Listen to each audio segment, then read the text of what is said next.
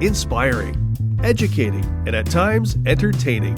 This is the Retirement Years Podcast with your hosts, Mary Ellen French and Dave Wing.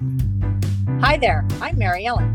And I'm Dave, and today's episode features yet another unique guest, and you'll hear from her in a little bit.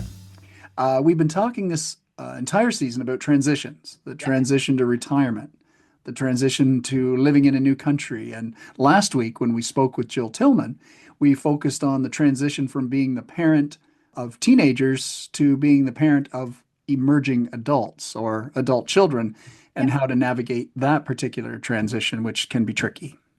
Well, yeah, like any transition. And if there's one thing we've been hearing consistently from our guests, it's that support through any transition in life is really critical. Jill talked about the importance of having a trusted group. She called it a sisterhood of mothers. Yeah. And I loved that. And she also spoke about, sometimes it's necessary to seek the help of a professional counselor. And so along those lines, today we're going to turn our attention to another method of support for people during a transition that maybe isn't as well known, and that is hypnotherapy. And today's guest, who is a certified clinical hypnotherapist, she's going to tell us how hypnotherapy can help people come through the often painful transition from being married to being divorced. And not only will they experience, it goes beyond surviving, they will actually experience themselves as thriving after therapy. Yeah. And no doubt, like, they wouldn't have a lot of faith that could possibly be true. And as we'll hear today, in many cases, the majority of cases, that is the outcome. Yeah. If they work with someone like our guest today. Yeah. And when you talk about hypnotherapy, we go right to of course, hypnosis. And I think if any of us have, we've either seen it somewhere or in live performance, and that's, as our guest called, the stage hypnosis. And it is entertaining because people are the ones that get through to the end and are part of the show are very open to the power of suggestion. Mm-hmm. And in the past year, I saw Colin Mockery, who is, he's a Canadian, and he is one of the masters of improv. He can take anything off on the fly and run with it. Yeah. And he paired up with a hypnotist by the name of Assad Meki. Okay. And their show is called Hyprov. If any of our listeners have heard it, if you haven't, it is worth the ticket, that's for sure. But it was amazing to watch how just ordinary people are so willing to do whatever they're told when in that hypnotic state. Yeah. Yeah. And honestly, my only experience around hypnosis, at this point in my life anyway, is that I can remember there was a movie called Now You See Me. Mm-hmm. And I think it was somewhere around 2013. Woody Harrelson's in it.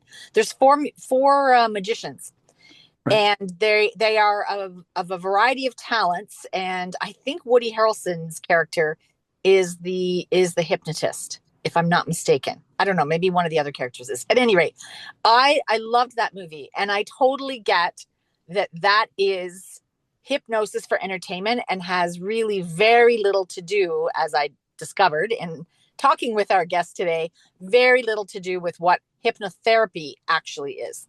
Yeah, I agree. I think that's going to be far away from what our guest will be speaking about today.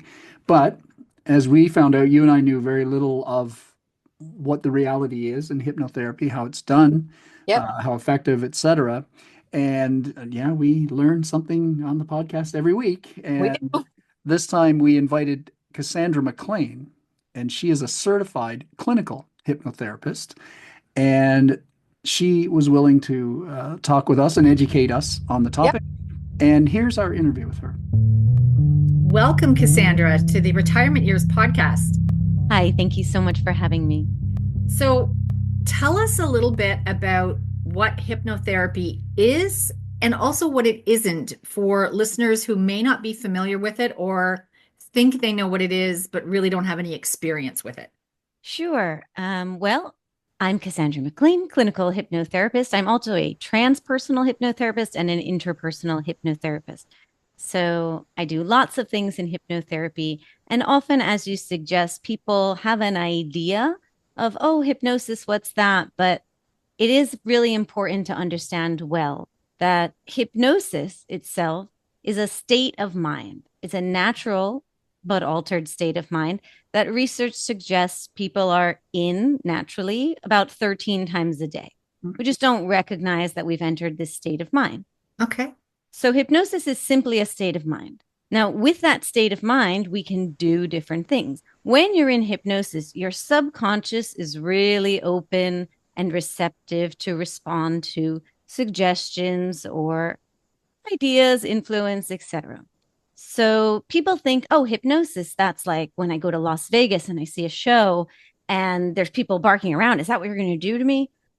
No, because that's stage hypnosis. That's using this state of mind for entertainment purposes.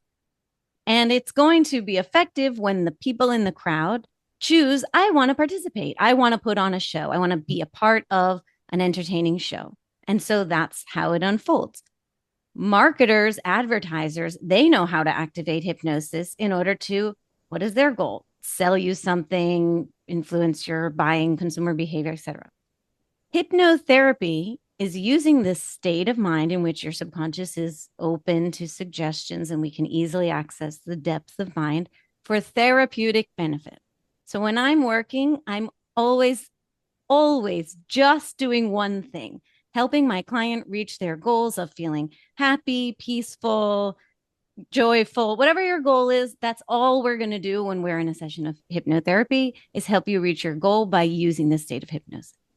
And Cassandra, it's obviously very specific, and I think Mary Ellen would agree, fascinating, a specialty to focus in on. So we're curious what would draw you toward becoming a certified hypnotherapist and a certified clinical hypnotherapist.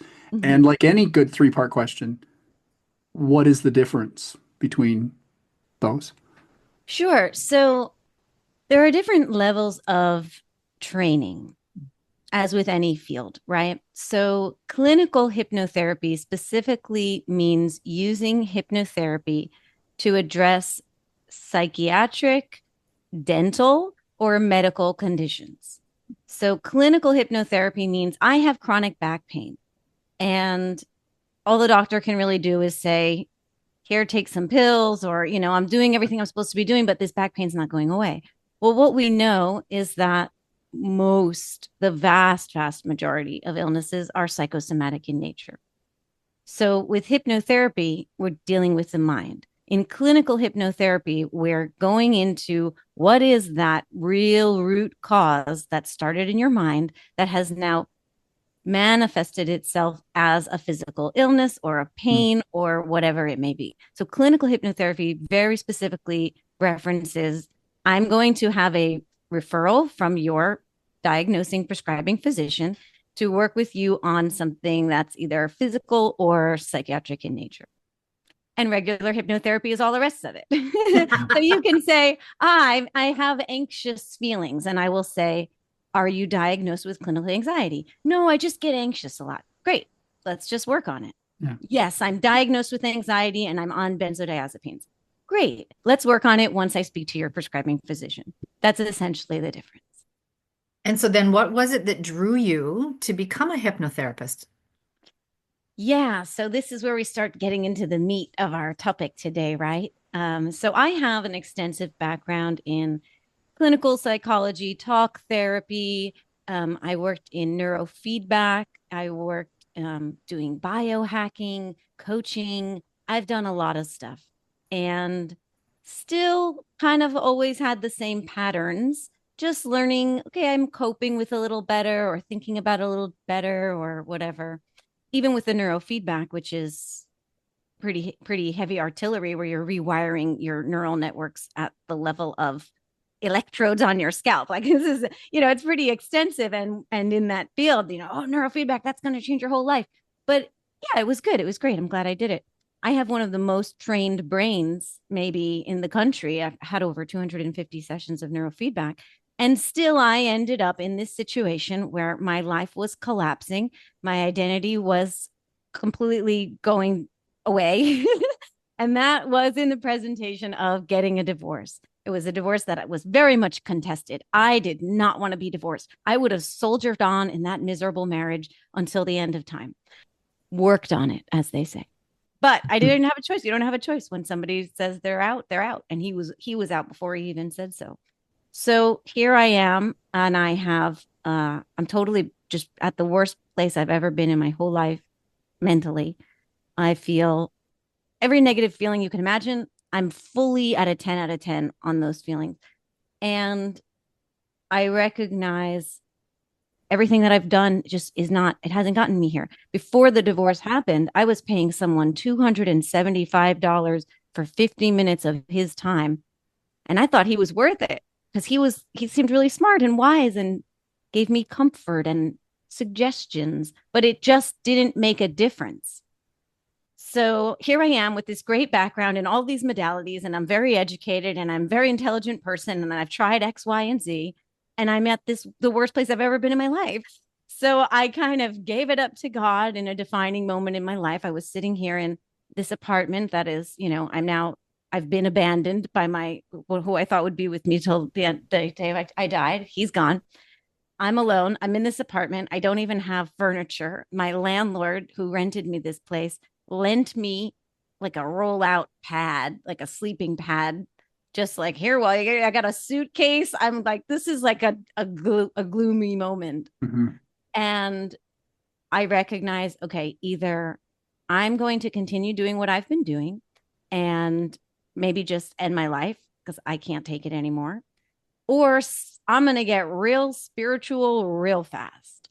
That is the language that came to me as I sat on the floor on this loaned out sleeping mattress. I'm going to get real spiritual real fast. And I didn't know what that even meant, but I just kind of gave it up to the universe or God or whatever. I just gave it up. Like, I'll see what it means tomorrow morning. And within a day or so, I had discovered the work of Matthew Brownstein, who is the founder and the lead instructor, the designer of the curriculum of the Institute of Interpersonal Hypnotherapy. And when I discovered the curriculum, my whole being was just lit up and just going off. Oh my God, this is everything I've ever wanted to learn and could not find. Like, it's been synthesized, it's been structured. It's a full 525-hour curriculum that says, this is how the mind works. This is how a personality ends up being who you are. And this is how to work with it effectively and powerfully and pretty quickly so that you don't have to keep repeating patterns and cycling through behaviors until forever. So I signed up immediately. I was like, great, this is for me. And I started getting into hypnotherapy, and I noticed, wow, you can really change a lot in a couple of hours. It does not have to be a long, keep coming back week after week. Sorry, time's up. You're sitting there crying like, well, where's my resolution? Where's my breakthrough? Well, just keep coming back and we'll keep working on it. I'm so against that model because I feel like I've personally been really railroaded by that model where I'm just paying.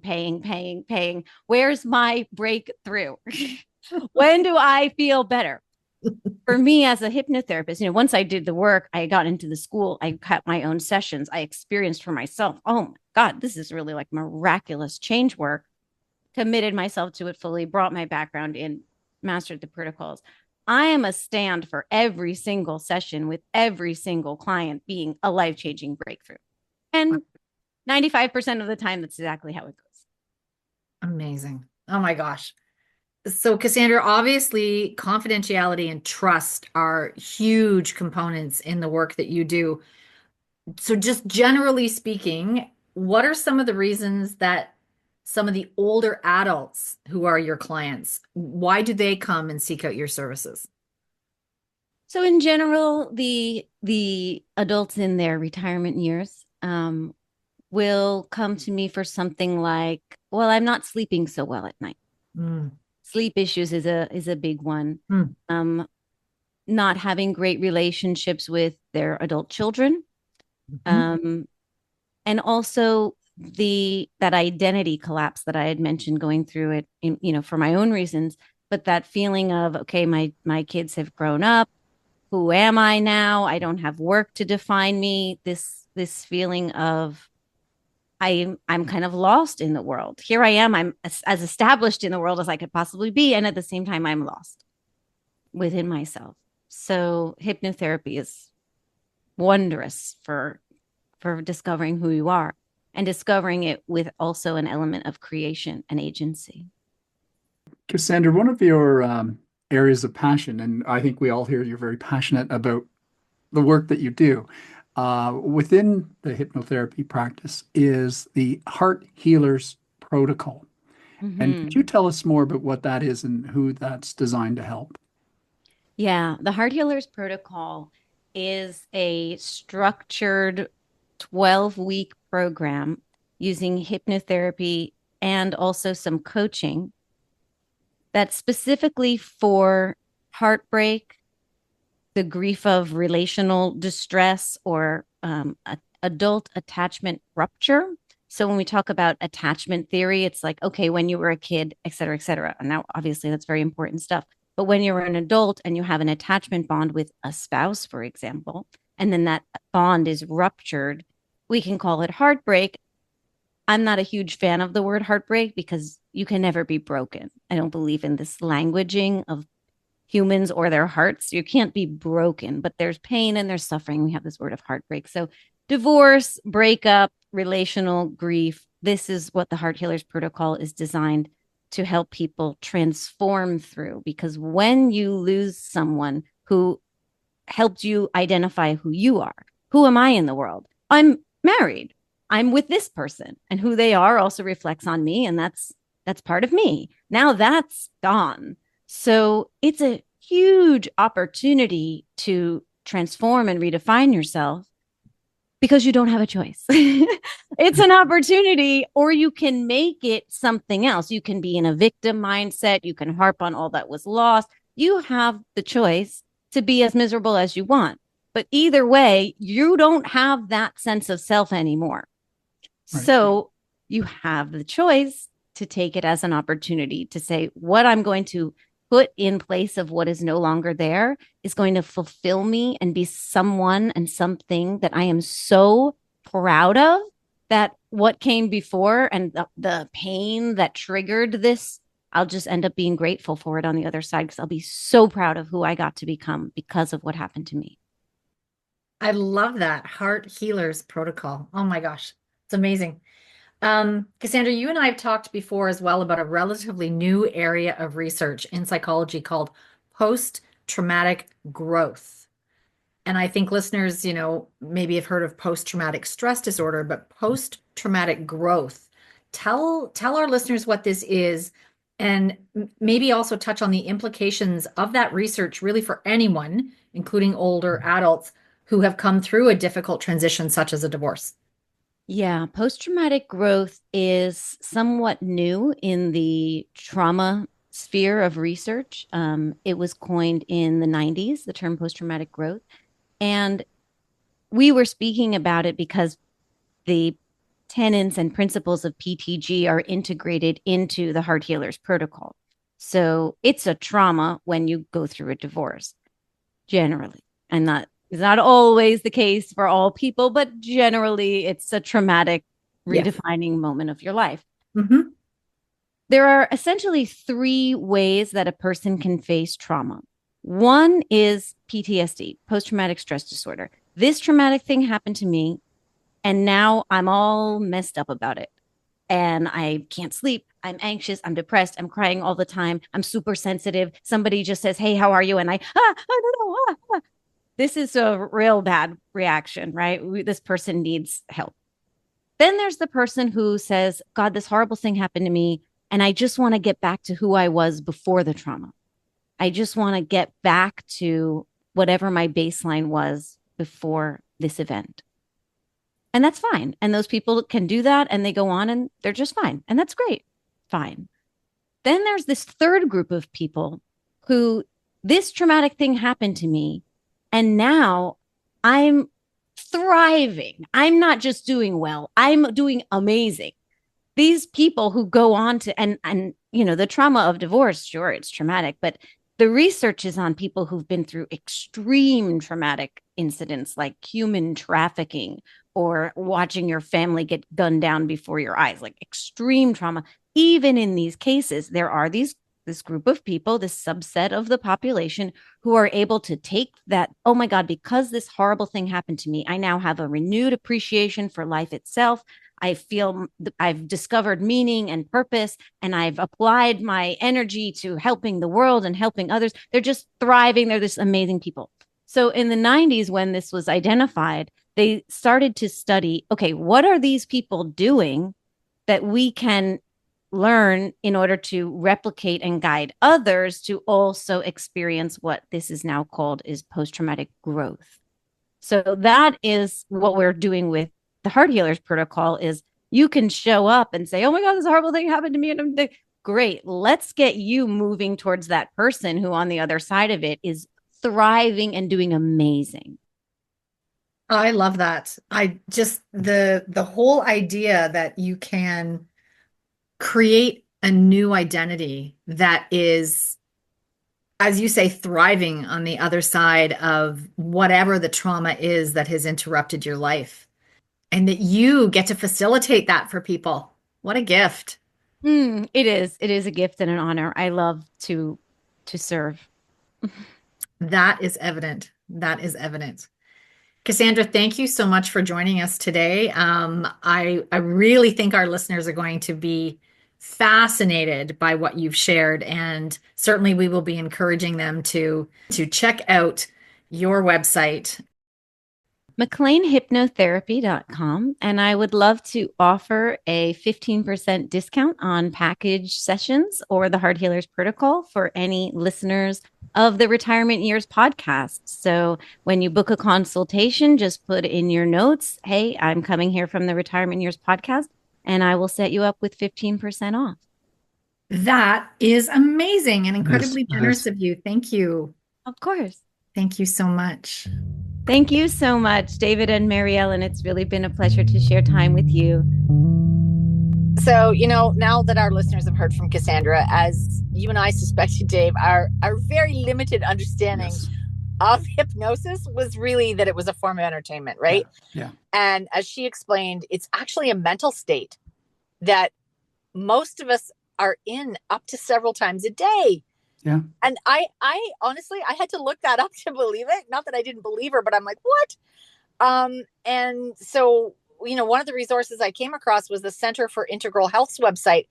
And the examples they gave made sense to me. So one of the examples they gave was when you're driving a vehicle and you've suddenly arrived at your destination and you really don't remember the last few blocks of how you got there. Yeah. Right? Yeah. I shudder to confess how often that happens to me. Or reading a book in a crowded, noisy environment. I can completely tune out. Like, my family is amazed. The world could be falling down around me, and I'm so engrossed in the book that I'm reading or a movie that I'm watching. And all of those are examples of being in a hypnotic state. I'm the opposite on that, in that any distracting noise, visual, I'm gone. I can't, like, for example, if I'm in an office working, I cannot have a radio on. I cannot, because I'll look down and I guess I am in a hypnotic state because I haven't done work for the past 30 minutes. I'm listening to the radio, especially if it's an interesting podcast, not unlike this one. Right. Yeah. And like you mentioned, it is a state of mind. And when Cassandra said up to 13 times a day, I thought, my goodness, that seemed like a lot, but she's the expert. And so I obviously take her word on that. And hypnotherapy is used by therapists like Cassandra to access the depths of your mind. And I think that might be a little frightening for some, but you'd cover that in the initial meeting with Cassandra or another clinician. And she mentioned the difference between a clinical hypnotherapist and a hypnotherapist. Yeah. And the clinical deal with very specific psychiatric and medical conditions. Yeah. And they will use hypnosis to get to the root of something that started in one's mind. Yeah. And then it starts to manifest into an illness or pain.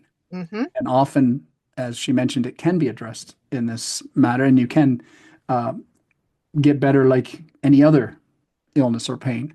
Yep. And these patients are referred by their the treating physician. Yeah. That said, you know what, we're going to try this step. And then a hypnotherapist, as she said, is all the rest. Yeah. You're dealing with a certain anxiety or fear or a habit. Yeah. Then you would see a hypnotherapist, not necessarily a clinical. Yeah. And you wouldn't need a referral from Right. which is, certainly gives you more agency when there are so many people really who don't even have a general physician that they can go to, right? With here in Canada, we are experiencing quite the shortage. Yeah.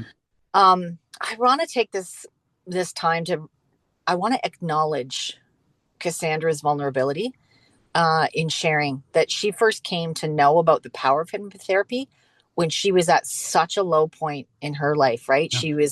She was experiencing being newly divorced and not wanting to be divorced. And she had many, many tools at her disposal and none of them helping. Yeah. Right. And so I love that not only did she find a therapy that supported her and really helped her become this amazing, confident person that she is today, but she went so far as to get herself trained so that she could then help others. Right. Yeah. And I think in hearing her honesty and her story, it would inspire, hopefully, someone who feels that maybe that, it's not for them or that wouldn't help them. They might go, you know what?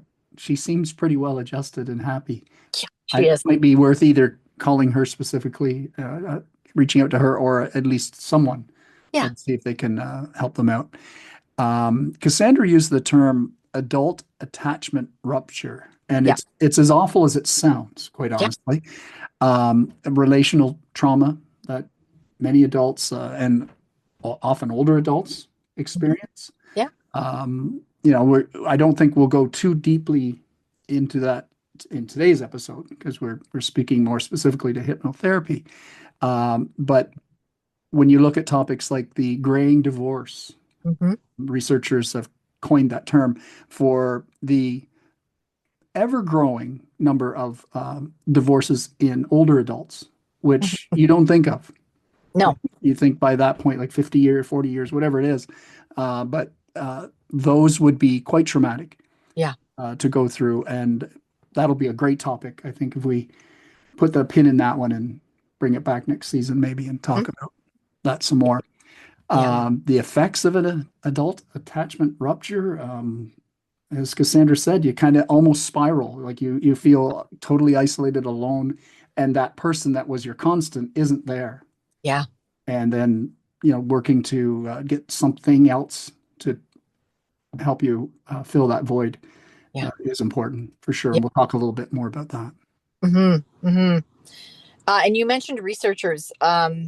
So one of the growing areas of research in psychology anyway is around what Cassandra shared with us is called post-traumatic growth. Right. And I'd certainly heard of post-traumatic stress disorder, PTSD. I think that's sadly a pretty common term as we have been discovering in recent years that so many different traumas in life can really trigger that. Yep. So I was intrigued by the concept of post-traumatic growth. And so what psychologists and researchers discovered is that while a lot of the population do experience the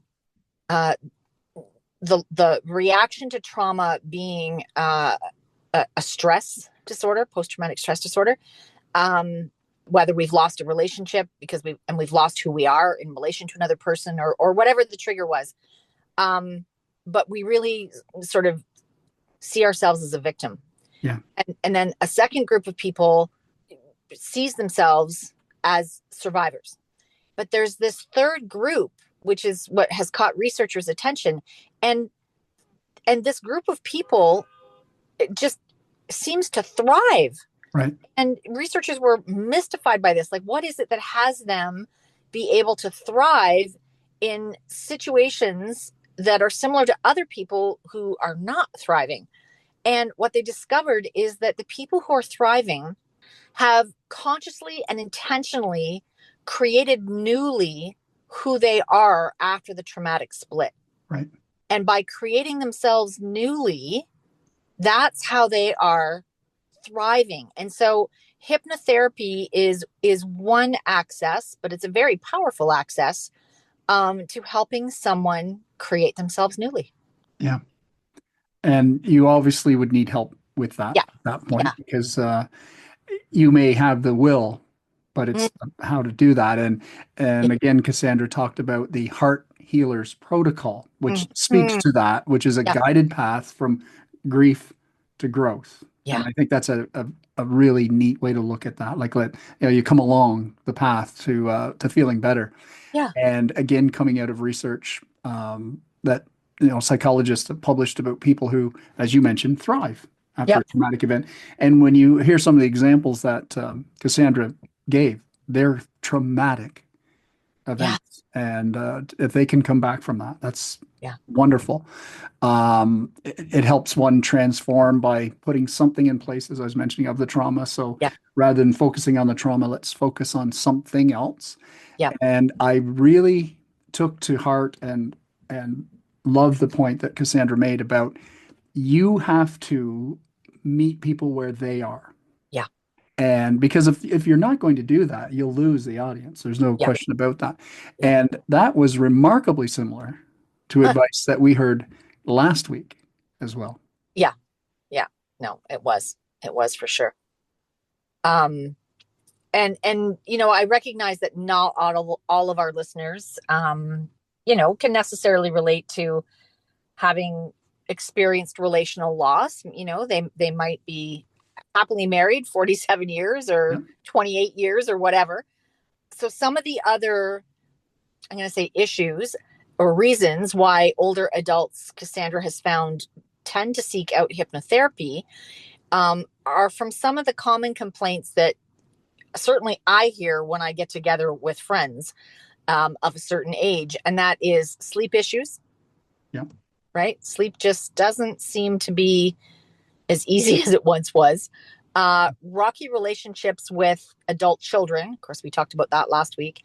Yep. And something else that we talked about in season 1 and season 2 is that the collapse of our identity in retirement, right? Because we feel defined by what we did for a living. Yeah. And when we're no longer doing that, whatever it was we did for a living, who are we?